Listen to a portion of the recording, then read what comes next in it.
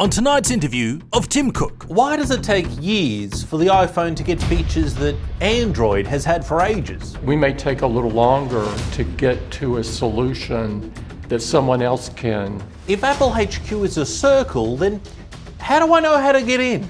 We don't know what the best approach is. Tim Cook has been CEO of Apple for over 12 years now. Before him was Steve Jobs. Steve Jobs invented the iPod and Tim invented a credit card. Both great leaders. But what does Tim Cook have planned for the future of Apple? And will he live to see it? I met him today and asked the hard questions. Here we are in the iPhone fields, where Apple grows 50% of their iPhones. I asked Tim where he got the courage to charge over $1,000 for a phone, and what he says to the people who said it couldn't be done. It can be done, and it can be done in a way that others can replicate. We want people to look at this and say, I can do that too, or I can do half of that. We want people to look at this and rip it off.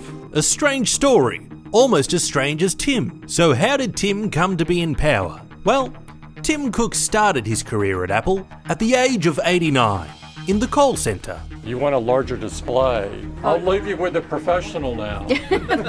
However, Steve had a problem when organizing his replacement, and instead of filing paperwork, he filed a computer. With the company in total disarray, Tim became the next CEO because he was sitting closest to him. I asked him what that transition was like.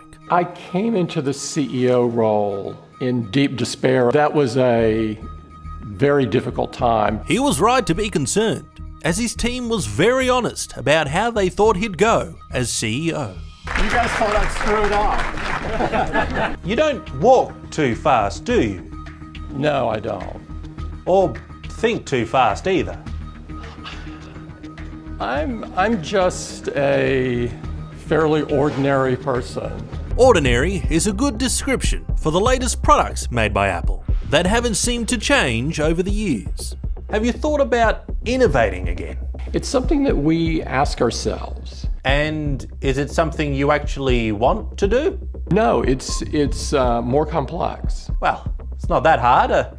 What about an iPhone that folds out into an iPad? I like the concept. There's also some things about it I don't like. Well, what part don't you like? It requires innovation. I could sense Tim was uncomfortable with these questions, and at one point he even threatened to choke me out. To cool things off, I thought I'd change topics. Tim, you know what I really want to know? What really turns us on and gets us excited? No.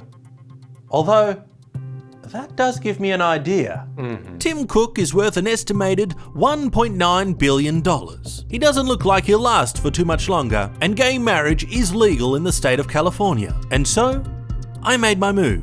Tim, have you got a special someone at the moment? No, we're not actively looking at someone right now. No? There's no one knocking at the door who might otherwise claim an inheritance? Nobody's knocked in the recent period, but you know, we're always scanning the market and thinking. I see. This was my chance. I organized a celebrant to marry us then and there, in an impromptu wedding with no prenups. It was a success. Well, Tim, it's official. You want to come over here and give us a smooch? I don't know that I would. And that is Tim Cook, CEO, ordinary man, and sugar daddy.